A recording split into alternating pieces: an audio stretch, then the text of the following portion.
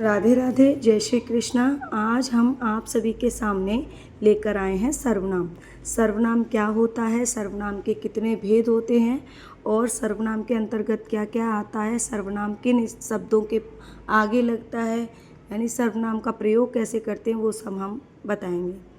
सर्वनाम सब नामों के स्थान पर जिन शब्दों का प्रयोग होता है वे सर्वनाम कहलाते हैं। यानी कि सब नाम क्या, जैसे संज्ञा शब्द आदि जो हैं वो उनके स्थान पर प्रयोग होने वाले शब्दों को, कोई भी नाम है, कोई भी वस्तु है, कोई भी चीज़ है, उसके नाम के स्थान पर जिन शब्दों का प्रयोग हम करते हैं उसे सर्वनाम कहते हैं। संज्ञा शब्दों के स्थान पर जिन शब्दों का प्रयोग किया जाता है उसे ही हम सर्वनाम कहते हैं। जैसे राम ने कहा कि वह बाज़ार जा रहा है। यहाँ पे राम ने कहा कि वह बाज़ार जा रहा है। राम यहाँ पे संज्ञा है। दोबारा राम का प्रयोग हमने ना करके, उचित ना समझ के वहाँ पे हमने प्रयोग किया है वह, तो वह राम के स्थान पर आया है, इसलिए राम जो वह है यहाँ पे संज्ञा शब्द है। सीमा ने कहा कि मैं खाना बना रही हूँ। मैं सीमा के स्थान पर आया है तो ये भी सर्वनाम हुआ। मोहन ने आकाश से पूछा कि तुम कब आओगे। आकाश का नाम दोबारा न लेकर तुम बोल दिया, इसका मतलब है संज्ञा के शब्दों के स्थान पर आए हैं, इसलिए से इन्हें हम सर्वनाम कहेंगे। तुम आकाश के स्थान पर आया है। उपरोक्त वाक्यों में वह, मैं, तुम ये सभी शब्द सर्वनाम हैं। इस प्रकार से नाम के स्थान पर आने वाले शब्दों को ही हम सर्वनाम कहते हैं। सर्वनाम की परिभाषा देखेंगे। जो शब्द संज्ञा के स्थान पर प्रयुक्त होते हैं उन्हें सर्वनाम कहते हैं। उदाहरण, मैं, तुम, वह, यह, आप, कौन, कोई, इसका, उसका, तुम्हारा, हमारा और आपका आदि सभी सर्वनाम शब्द हैं। सर्वनाम के भेद की हम बात करते हैं कि अर्थ की दृष्टि से सर्वनाम के 6 भेद होते हैं। अर्थ की दृष्टि से अगर हम देखें तो सर्वनाम के 6 भेद होते हैं। कौन कौन से? पुरुषवाचक सर्वनाम, निश्चयवाचक सर्वनाम, निजवाचक सर्वनाम, संबंधवाचक सर्वनाम, अनिश्चयवाचक सर्वनाम, प्रश्नवाचक सर्वनाम। पहला हम देखते हैं इसमें पुरुषवाचक सर्वनाम क्या होता है। पुरुषवाचक सर्वनाम, पुरुषवाचक सर्वनाम पुरुषों के नाम के बदले आते हैं। जो व्यक्ति जो पुरुष होते हैं उनके स्थान पर आते हैं। पुरुष का मतलब यहाँ पे जेंट्स से नहीं है, व्यक्तियों से है। पुरुषवाचक सर्वनाम पुरुषों के नाम के बदले आते हैं। पुरुषवाचक से पुरुष और स्त्री दोनों का बोध होता है। इसमें स्त्री भी आ सकती है और पुरुष भी आ सकता है। जैसे मैं, हम, तू, आप, ये, वे, वह आदि सभी पुरुषवाचक सर्वनाम के ही शब्द हैं, पुरुषवाचक सर्वनाम के अंतर्गत आते हैं। पुरुषवाचक सर्वनाम 3 प्रकार के होते हैं: उत्तम पुरुषवाचक, मध्यम पुरुषवाचक और अन्य पुरुषवाचक। पहला उत्तम पुरुषवाचक सर्वनाम। उत्तम पुरुष में बोलने वाले वक्ता को हम उत्तम पुरुष कहते हैं। जो बोल रहा है, जैसे मैं हूँ, मैं आप सभी के सामने बोल रही हूँ तो मैं उत्तम पुरुषवाचक सर्वनाम के अंतर्गत आऊँगी। जैसे मैं, हम आदि शब्दों का प्रयोग हम उत्तम पुरुषवाचक सर्वनाम के अंतर्गत करते हैं। दूसरा मध्यम पुरुषवाचक सर्वनाम। मध्यम पुरुषवाचक सर्वनाम जो होता है सुनने वाले, यानी कि मैं आपको पढ़ा रही हूँ और आप सुन रहे हैं, तो सुनने वाले श्रोता को हम मध्यम पुरुष कहते हैं। जैसे कि तू और तुम और आप। तू, तुम, आप ये सभी मध्यम पुरुषवाचक सर्वनाम के अंतर्गत आते हैं। अन्य पुरुषवाचक सर्वनाम की अगर हम बात करें तो अन्य पुरुषवाचक सर्वनाम के अंतर्गत अन्य जिसके संबंध में बात कही गई हो वह अन्य पुरुषवाचक सर्वनाम होता है। जैसे यह, ये, वे, वह आदि, ये तीसरा पर्सन होता है। मैं बोल रही हूँ, मैं उत्तम पुरुषवाचक हूँ। आप सुन रही हैं, आप मध्यम पुरुषवाचक है। और जो अन्य पुरुष कोई और है, किसी और की हम दोनों बात कर रहे हैं तो वो अन्य पुरुषवाचक के अंतर्गत आएगा। उत्तम पुरुष और मध्यम पुरुष को प्रधान और शेष को अप्रधान पुरुष कहते हैं। इसमें जो उत्तम पुरुष और जो मध्यम पुरुष होता है वो प्रधान कहलाता है, और अन्य पुरुष जो होता है वो शेष जो पुरुष रह जाता है यानी अन्य पुरुष, वो अप्रधान पुरुष कहलाता है। अब देखिए दूसरा देखते हैं हम निश्चयवाचक सर्वनाम। निजवाचक सर्वनाम निजवाचक सर्वनाम आप कर्ता के विषय में कुछ बताता है। निजवाचक सर्वनाम आप यानी स्वयं के कर्ता के विषय में कुछ बताता है, पर वह स्वयं कर्ता नहीं होता। कर्ता के विषय में बताता है लेकिन वह स्वयं कर्ता नहीं होता। पुरुषवाचक आप स्वयं ही कर्ता का काम करता है। जैसे आप आजकल कहाँ रहती हैं, इसमें क्या है, आप आजकल कहाँ रहती हैं, तो इसमें निजवाचक सर्वनाम का प्रयोग हम कर रहे हैं। आप, यहाँ पे जो आप का प्रयोग हुआ है वो हमारा निजवाचक में भी प्रयोग होता है और पुरुषवाचक सर्वनाम के मध्यम पुरुष में भी। पुरुषवाचक सर्वनाम के मध्यम पुरुष जो हमने बताया यहाँ पे आप, उसमें भी हम मध्यम पुरुष में भी हम आप का प्रयोग करते हैं और निजवाचक में भी हम आप का प्रयोग करते हैं। मैं यह काम आप ही कर लूँगा। मैं यह काम आप ही कर लूँगा यानी अपने आप ही कर लूँगा। तो जो निज के लिए यानी अपने लिए आप का प्रयोग किया जाता है वो निजवाचक सर्वनाम कहा जाता है। यानी जो किसी दूसरे के लिए अगर प्रयोग किया जाता है तो वो मध्यम पुरुष के अंतर्गत आता है, लेकिन जो निजवाचक सर्वनाम में आप स्वयं के लिए प्रयोग किया जाता है।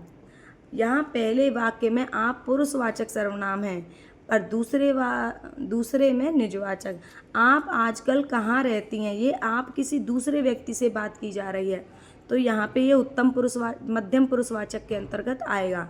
मैं यह काम आप ही कर लूँगा यानी अपने आप ही कर लूँगा, तो ये निजवाचक सर्वनाम में आएगा। वो अपने ही बात को बता रहा है कि मैं ये काम आप ही कर लूँगा। अब देखिए आता है संबंधवाचक सर्वनाम। संबंधवाचक सर्वनाम क्या होता है, जहाँ पर दो वस्तुओं अथवा दो व्यक्तियों का पारस्परिक संबंध प्रकट होता है वहाँ पे संबंधवाचक सर्वनाम का प्रयोग होता है। जैसे वह लड़का जो कल आया था पढ़ने में तेज है। जो कल आया था, जैसे जो शब्द का हमने प्रयोग किया, वह लड़का जो कल आया था पढ़ने में तेज है। तो यहाँ पे हमने जो प्रयोग किया ये दो वाक्यों को जोड़ने का काम कर रहा है, इसलिए यहाँ पे संबंधवाचक सर्वनाम हुआ। अब है अनिश्चयवाचक सर्वनाम। अनिश्चयवाचक सर्वनाम वहाँ होता है जो सर्वनाम किसी ऐसे व्यक्ति या पदार्थ का बोध कराए जिसका कोई पता ठिकाना ज्ञात ना हो, अर्थात जिस सर्वनाम से किसी व्यक्ति या पदार्थ का निश्चित बोध न होता हो उसे अनिश्चित या अनिश्चयवाचक सर्वनाम कहते हैं। जैसे कोई आया था, अब हमें इसमें नहीं पता कि जो कोई व्यक्ति आया था वो कौन था, तो हमें इसमें नहीं पता, तो हम यहाँ अनिश्चयवाचक सर्वनाम का प्रयोग करेंगे। घर में कुछ नहीं है, घर में कुछ नहीं है, इसमें क्या है, कुछ, इसमें बताया गया है क्या कुछ नहीं है, नहीं पता कि क्या नहीं है, लेकिन घर में कुछ भी नहीं है। कुछ दे दो, उसने नहीं बताया कि आप भोजन मांग रहे हैं, पानी मांग रहे हैं, कुछ फल मांग रहे हैं, उसने कुछ बोला कंबल मांग रहे हैं, क्या मांग रहे हैं कुछ नहीं पता, इसलिए उसने बोला कुछ दे दो। तो यहाँ पे भी अनिश्चय है, कोई निश्चित चीज़ उन्होंने नहीं मांगी है कि केला दे दो, सेब दे दो, इसलिए यहाँ पे अनिश्चयवाचक सर्वनाम का कुछ जो शब्द है वो अनिश्चयवाचक सर्वनाम है। यहाँ पे जो कोई शब्द है वो भी अनिश्चयवाचक सर्वनाम के अंतर्गत आएंगे। अब देखिए प्रश्नवाचक सर्वनाम। प्रश्नवाचक सर्वनाम यहाँ पे छठा प्रश्नवाचक सर्वनाम है। इसमें हम बात करते हैं जिस सर्वनाम से प्रश्न का बोध होता हो कि कोई प्रश्न किया जा रहा है, वहाँ पे प्रश्नवाचक सर्वनाम का प्रयोग करते हैं। जैसे यहाँ कौन है, वो पूछ रहा है कि यहाँ पे कौन है जो मुझे नहीं जानता, तो ये जो कौन शब्द है वो प्रश्नवाचक सर्वनाम का प्रयोग यहाँ पे हुआ है। तुम कैसे आए, वो पूछ रहा है तुम कैसे आए, तो यहाँ पे भी वो प्रश्न कर रहा है कि तुम कैसे आए हो, तो प्रश्नवाचक सर्वनाम का प्रयोग यहाँ किया जा रहा है। वह क्या चाहता है, क्या चाहता है यानी वह क्या चाहता है, वो पूछ रहे हैं कि क्या चाहता है, तो यहाँ पे भी प्रश्नवाचक शब्द का प्रयोग है, इसलिए ये प्रश्नवाचक सर्वनाम हुआ। तो हमारे 6 सर्वनाम हैं। मैंने जैसे आपको बताया अर्थ के आधार पर सर्वनाम के 6 भेद हैं। पुरुषवाचक सर्वनाम, निश्चयवाचक सर्वनाम, निजवाचक सर्वनाम, संबंधवाचक सर्वनाम, अनिश्चयवाचक सर्वनाम और प्रश्नवाचक सर्वनाम। तो सर्वनाम के 6 भेद होते हैं। अब हम चलेंगे विशेषण पर। अब हम विशेषण पर चलेंगे। विशेषण क्या होता है? संज्ञा या सर्वनाम की विशेषता बताने वाले शब्द को विशेषण कहते हैं। जो संज्ञा की या सर्वनाम की विशेषता को बताए उसे हम विशेषण कहते हैं। जैसे प्राणी, वस्तु, स्थान आदि के रूप का, आकार का, अवस्था, रंग, गणना आदि की दृष्टि से अनेक गुण होते हैं। प्राणी गोरे होते हैं, लंबे होते हैं, भूरे होते हैं, काले होते हैं, नाटे होते हैं, हर तरह के प्राणी होते हैं, है ना। इसमें हम जानवर वगैरह सब चीज़ आ जाएंगी। जैसे घोड़ा काला होता है, भूरा होता है, गाय काली होती है, सफ़ेद होती है और पीली होती है, यानी भूरी होती है। तो सब तरह के जो रंग रूप हैं वो सभी प्राणी में आ जाएंगे। वस्तु काले रंग की है, वस्तु सफ़ेद रंग की है, वस्तु छोटी है, बड़ी है आदि, ये जो शब्द हैं वस्तु के लिए आए हैं। यानी प्राणी, वस्तु या स्थान आदि के रूप, आकार, अवस्था, रंग और गणना आदि की दृष्टि से उनमें अनेक गुण होते हैं। इन सभी गुणों को व्यक्त करने में विशेषण पद सहायक होते हैं। किसी चीज़ का संज्ञा शब्दों की जब हम संज्ञा या सर्वनाम शब्दों की जब हम विशेषता प्रकट करते हैं उसी को हम विशेषण कहते हैं। सभी प्रकार के नामों जैसे संज्ञाओं के साथ विशेषण लगाकर, सभी प्रकार के नामों जो कि संज्ञा होती हैं उनके साथ में विशेषण लगाकर उनके गुण, परिमाण, संख्या आदि का बोध कराया जाता है। अतः विशेषण का कार्य संज्ञाओं की विशेषता बतलाना है। विशेषण का कार्य क्या है? संज्ञाओं की जो विशेषताएं होती हैं संज्ञा या सर्वनाम की, उसको बतलाना है। अब हम यहाँ पे डेफिनेशन देखेंगे। परिभाषा कहती है विशेषण की कि जिस शब्द से संज्ञा या सर्वनाम की विशेषता का बोध होता है उसे हम विशेषण कहते हैं।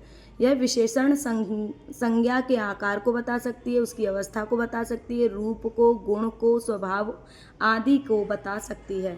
जैसे संख्या की बात करें तो वहाँ 4 लड़के बैठे हैं। लड़का यहाँ पे संज्ञा है, इसकी विशेषता क्या है? लड़के कितने हैं? 4। तो यहाँ पे विशेषण हो गया हमारा 4। दूसरा देखें उदाहरण आकार को लेके, तो अध्यापक के हाथ में लंबी छड़ी है। यहाँ पे छड़ी संज्ञा है, इसकी विशेषता क्या है? छड़ी कैसी है? लंबी है। तो यहाँ पे ये विशेषण हो गया लंबी। अवस्था की बात करें, श्याम 10 वर्ष का है, तो श्याम की विशेषता क्या है कि वो कितने वर्ष का है? वर्ष की विशेषता है कि वो 10 वर्ष का है ना। तो यहाँ पे अवस्था बताई जा रही है 10 वर्ष। अब इसमें रूप का देखेंगे, राधा सुंदर लड़की है, लड़की की विशेषता क्या है कि वो सुंदर है। गुण देखेंगे, उसका कोट पुराना है, तो कोट की विशेषता क्या है कि वो पुराना है। स्वभाव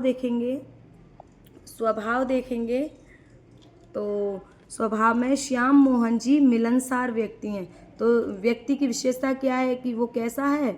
मिलनसार व्यक्ति है। इसी तरह स्थिति देखेंगे तो शीला उनकी लाडली बेटी है। बेटी उनकी कैसी है? बहुत ज़्यादा लाड़ प्यार से पाली हुई है, लाडली बेटी है। इसलिए जो संज्ञा शब्द है उसके पूर्व में जो आए हैं वो विशेषण शब्द हैं। ऊपर के वाक्यों में विशेषण मोटे अक्षरों में दर्शाए गए हैं। ये ब्लैक अक्षरों में है ना, काले अक्षरों में सभी, तो काले अक्षरों में दर्शाए गए हैं। ये जो विशेषण, ये विशेषण को बता रहे हैं जो काले अक्षर में लिखे हैं। विशेषण के साथ 2 प्रमुख बातें जुड़ी होती हैं, एक तो विशेष्य होता है और एक प्रविशेषण। विशेष्य प्रविशेषण, विशेष्य तो हम संज्ञा को कहते हैं, जो विशेषण की विशेषता को बताए उसे विशेष्य कहते हैं। जो विशेष्य किसे, जो विशेष्य की विशेषता बताने वाले शब्दों को विशेषण कहते हैं। और विशेषण किसकी विशेषता बताता है? विशेष्य की विशेषता बताता है। मान लो लड़का है, कोई लड़का, गोरा लड़का, हमने बोला गोरा लड़का, तो लड़का यहाँ पे विशेष्य हो गया। हमने बोला गोरा लड़का, तो यहाँ लड़का जो है हमारा विशेष्य हुआ और इसकी विशेषता क्या है? गोरा लड़का है। विशेषता क्या है इसकी? गोरा लड़का है। लड़के की विशेषता है गोरा, तो यहाँ ये हो गया विशेष्य, लड़का क्या हो गया? विशेष्य, और गोरा क्या हो गया?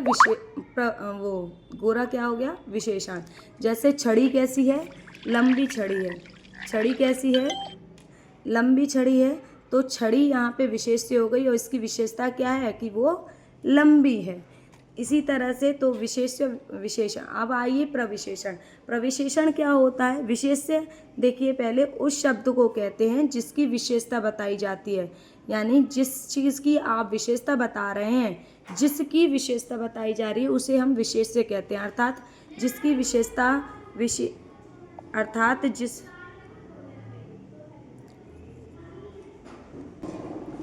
विशेष्य उस शब्द को कहते हैं जिसकी विशेषता बताई जाती है, अर्थात जिसकी विशेषता विशेषण से प्रकट होती है। विशेषण से जिसकी विशेषता प्रकट होती है, जिसकी विशेषता हम बताते हैं उसे हम कहते हैं विशेष्य। मोहन सुंदर लड़का है।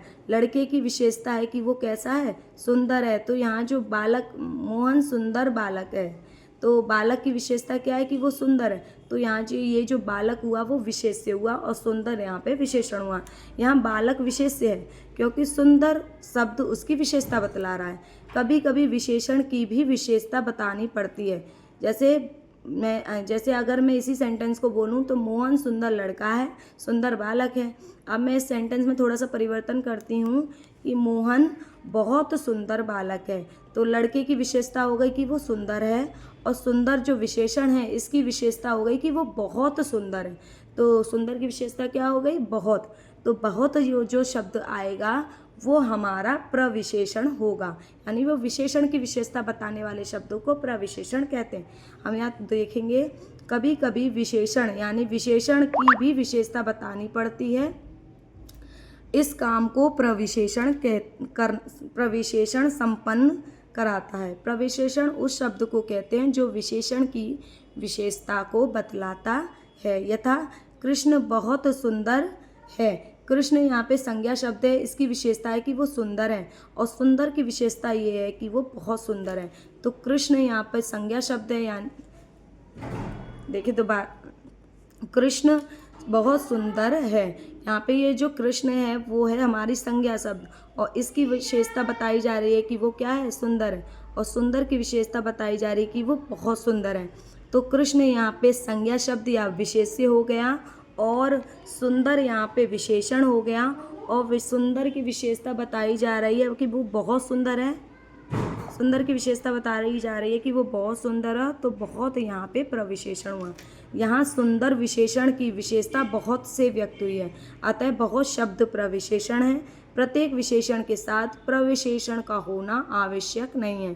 प्रत्येक विशेषण शब्द के साथ में प्रविशेषण आए ही आए ऐसा जरूरी नहीं है।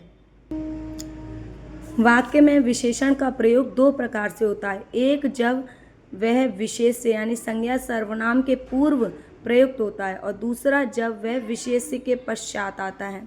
तो जब पहली स्थिति में विशेष्य विशेषण होता है, यानी कि विशेष्य विशेषण को हम उद्देश्य विशेषण कहते हैं। जब पहले क्या हो कि विशेषण विशेष्य जो होता है उसको हम उद्देश्य विशेषण कहते हैं। उद्देश्य विशेषण के अंतर्गत क्या होता है कि हमारी संज्ञा शब्द बाद में आती है और विशेषण शब्द पहले आते हैं। जैसे हमने यहाँ पे लिखा है कि देखिए, आप देख भी सकते हैं कि उद्देश्य विशेषण वहाँ होता है कि जहाँ पे संज्ञा शब्द बाद में आए और विशेषण शब्द उससे पहले आए। विधेय विशेषण वहाँ पर होता है कि जहाँ पे विशेष शब्द पहले आए, उसकी विशेषता बाद में बतलाई जाए। यानी संज्ञा शब्द यदि पहले आता है तो उसे कहेंगे विधेय विशेषण, और विशेषण बाद में आए तब, और विशेषण पहले आए, संज्ञा शब्द या सर्वनाम शब्द बाद में आए तो उसे हम कहेंगे उद्देश्य विशेषण। अब देखते हैं हम विशेषण के भेद। विशेषण के कौन कौन से भेद होते हैं? विशेषण के मुख्य रूप से 4 भेद होते हैं। पहला गुणवाचक विशेषण, दूसरा परिमाणवाचक विशेषण, तीसरा सार्वनामिक विशेषण, और चौथा संख्यावाचक विशेषण। पहले विशेषण पे हम चलते हैं, गुणवाचक विशेषण। जिस विशेषण से किसी संज्ञा या सर्वनाम का गुण, दोष, रूप, रंग, आकार, प्रकार, संबंध, दशा आदि का पता चले उसे हम गुणवाचक विशेषण कहते हैं। यानी ऐसे शब्दों का प्रयोग हो जिनसे हमें पता चले कि इनका ये गुण है। हमें किसी संज्ञा या सर्वनाम शब्द की गुणों का पता चलता है, उसे हम गुणवाचक विशेषण कहते हैं। जैसे देखेंगे, वे विद्वान व्यक्ति हैं, श्यामा शांत स्वभाव की लड़की है। तो यहाँ पे लड़की की विशेषता बताई जा रही है कि वो कैसे स्वभाव की है। कि वो कैसे स्वभाव की है, शांत स्वभाव की है। और यहाँ व्यक्ति की विशेषता बताई जा रही है कि वो विद्वान व्यक्ति है, तो उसका गुण बताया जा रहा है कि व्यक्ति तो विद्वान है और लड़की शांत स्वभाव की है। दोष की देखें तो देखिए सोहन दुष्ट लड़का है, लड़के का दोष बताया जा रहा है कि वो कैसा है, दुष्ट है। रमा बुरी लड़की है और लड़की की विशेषता क्या है कि वो बुरी है। रूप में देखेंगे वह बहुत ही सुंदर लड़की है, उसके रूप रंग की बात हो रही है। लड़की कैसी है, बहुत ज़्यादा सुंदर। अब यहाँ पे ये बहुत जो है प्रविशेषण है, सुंदर जो है विशेषण है और लड़की जो है विशेष्य है। अब देखिए रंग की बात करें तो श्याम हरी कमीज पहने हैं, कमीज की विशेषता क्या है कि वो हरी है, रंग बता रही है। कमला लाल फ्रॉक पहनी है, फ्रॉक की विशेषता क्या है, वो लाल है, रंग बता रही है। आकार की बात करते हैं, वह मोटा आदमी इधर ही आ रहा है, तो आदमी की विशेषता क्या है कि वो आकार में कैसा है, मोटा है। अब दशा की बात करते हैं, दीनू दुर्बल व्यक्ति है, व्यक्ति की विशेषता क्या है, वो दशा उसकी कैसी है, दुर्बल है। और राम स्वस्थ बालक है, और बालक जो राम की विशेषता क्या है कि वो स्वस्थ है। ऊपर के वाक्यों में मोटे अक्षरों में दिए गुणवाचक विशेषण संज्ञाओं और सर्वनामों के गुण, दोष, रूप, रंग, आकार, दशा आदि का बोध कराते हैं। अब आ जाइए परिमाणवाचक विशेषण। परिमाणवाचक विशेषण, जिस विशेषण से संज्ञा के परिमाण का, माप तोल का बोध हो उसे परिमाणवाचक विशेषण कहते हैं। जैसे मनोहर जीवन भर पूरा सुख भोगता रहा, मनोहर जीवन भर, उस इसमें क्या बताया जा रहा है, माप तोल वाली बात, यानी जीवन भर, आजीवन, पर माप नहीं कर सकते इसका हम, वैसे जीवन भर क्या पूरा सुख भोगता रहा। मुझे थोड़ी चाय दो, अब इसे हम चाय को क्या करेंगे, माप तोल ही कर सकते हैं, तो ऐसे शब्दों का प्रयोग किया जाए वहाँ परिमाणवाचक विशेषण होता है। जैसे जीवन भर, थोड़ी चाय दो, मुझे 2 सेर चावल दे दो, 2 सेर यहाँ पे बताया जा रहा है, तो यहाँ पे भी परिमाणवाचक विशेषण है। 1 मीटर कपड़ा, कपड़े की विशेषता क्या है कि वो 1 मीटर है, माप तोल की बात हो रही है। यह गाय बहुत दूध देती है, दूध कितना देती है नहीं पता, लेकिन बहुत दूध देती है, इसलिए यहाँ पे परिमाणवाचक विशेषण आएगा। ऊपर के वाक्यों में मोटे अक्षरों में दिए गए शब्द परिमाणवाचक विशेषण हैं, इनसे उन संज्ञाओं के माप तोल का बोध होता है जो इन वाक्यों में विशेष्य के ऊपर में प्रयुक्त हुए हैं। माप तोल बताने वाली सभी विशेषताएं परिमाणवाचक विशेषण की ही अंतर्गत आती हैं। परिमाणवाचक विशेषण के 2 भेद होते हैं, एक तो निश्चित परिमाणवाचक विशेषण और दूसरा अनिश्चित परिमाणवाचक विशेषण। तो निश्चित परिमाणवाचक विशेषण की बात करते हैं हम कि निश्चित परिमाणवाचक विशेषण क्या होता है। जिस विशेषण से किसी संज्ञा के, गाइस थोड़ा लाइट चली गई है, कोई बात नहीं। निश्चित परिमाणवाचक विशेषण, जिस विशेषण से किसी संज्ञा के निश्चित माप तोल का बोध हो। हमें पता है कि ये 2 किलो हैं, 4 किलो हैं, 6 किलो हैं, 1 पाव हैं, तो जिस विशेषण से किसी संज्ञा के निश्चित माप तोल का बोध हो उसे हम निश्चित परिमाणवाचक विशेषण कहते हैं। जैसे उदाहरण देखेंगे हम,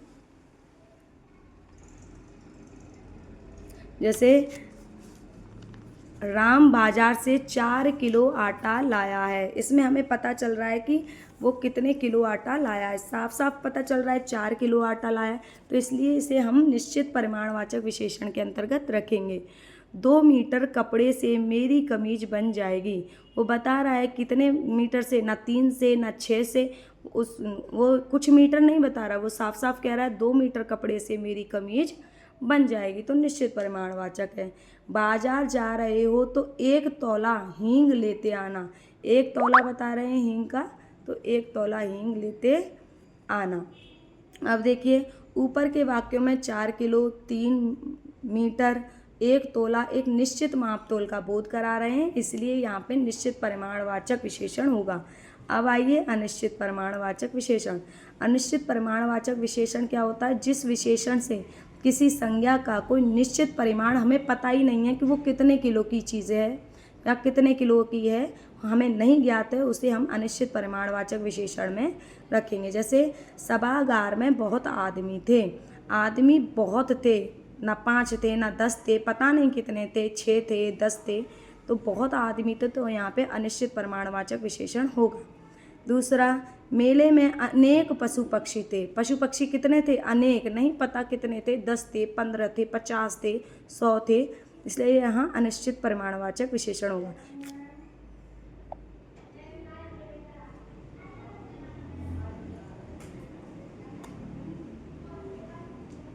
विश्वविद्यालय के कुछ छात्र हड़ताल पर हैं। विश्वविद्यालय के कुछ छात्र, वो 50 भी हो सकते हैं, 100 भी हो सकते हैं, कितने भी हो सकते हैं। ऊपर के वाक्यों में बहुत, अनेक, कुछ एक अनिश्चित परिमाण का बोध कराते हैं। बहुत, अनेक, कुछ एक अनिश्चित परिमाण का बोध कराते हैं। तो यहाँ आज हम यहीं तक पढ़ेंगे। इसके आगे का जो 2-3 विशेषण हैं वो हम कल की कक्षाओं में पढ़ेंगे।